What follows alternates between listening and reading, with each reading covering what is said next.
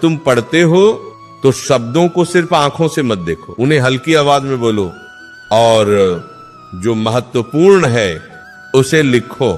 जब तीनों चीजें एक साथ होती हैं तो दिमाग बहुत तेजी से सीखता है। नींद क्यों आती है? बहुत से छात्र कहते हैं सुबह पढ़ते समय बार बार नींद आती है। इसका कारण बहुत साधारण है। जब तुम सिर्फ चुपचाप किताब देखते रहते हो तो दिमाग उसे आराम का काम समझता है और फिर धीरे धीरे नींद आने लगती है।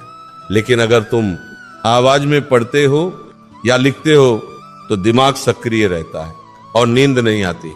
सुबह पढ़ाई करने का सबसे अच्छा नियम है 45 मिनट का नियम। लगातार 3 घंटे पढ़ने की कोशिश मत करो, क्योंकि दिमाग इतनी देर तक एक ही चीज पर ध्यान नहीं रख सकता। इसीलिए 45 मिनट पढ़ो, फिर 5 मिनट आराम करो। उस 5 मिनट में थोड़ा चलो, पानी पियो और फिर वापस पढ़ाई शुरू करो। इस तरह दिमाग भी ताजा रहेगा और पढ़ाई भी याद रहेगी। याद रखने का सबसे शक्तिशाली तरीका, अगर तुम चाहते हो कि पढ़ाई जल्दी याद हो तो एक नियम याद रखो, जो पढ़ो उसे किसी को समझाओ।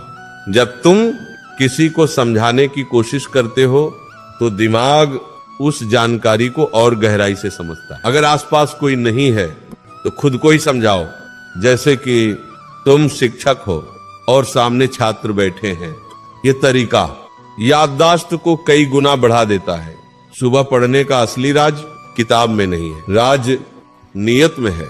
अगर तुम्हारे अंदर कुछ बनने की आग है तो सुबह की पढ़ाई तुम्हारी जिंदगी बदल सकती है। लेकिन अगर दिल में लक्ष्य ही नहीं है तो दुनिया का कोई तरीका तुम्हें सफल नहीं बना सकता।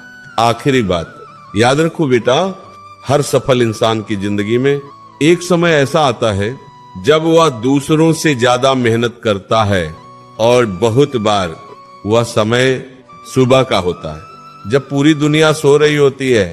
तब कुछ लोग अपने सपनों के लिए जाग रहे होते हैं और वही लोग एक दिन इतिहास लिखते हैं।